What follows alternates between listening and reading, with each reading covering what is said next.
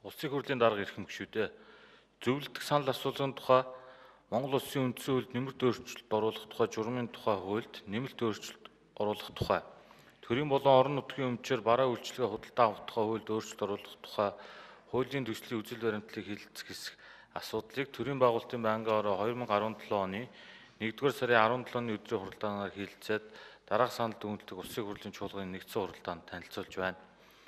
Байнгын хорооны хуралдаанаар дээр хуулийн төслийн үзэл баримтлалыг хэлэлцэх явцад гишүүд асууж үг хэлээгүй бөгөөд хуулийн төслүүдийг байнгын хорооны хуралдаанд оролцсон гишүүд санал нэгтэйгээр Улсын хурлын чуулганы нэгдсэн хуралдаанаар хэлэлцүүлэх нь зүйтэй гэж үзсэн болно.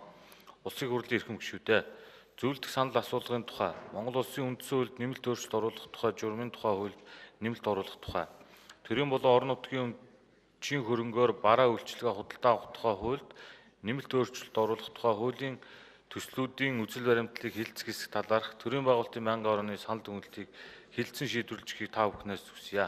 Анхаарал тавьсанд баярлалаа. Цоринбат гишүүнд баярлалаа.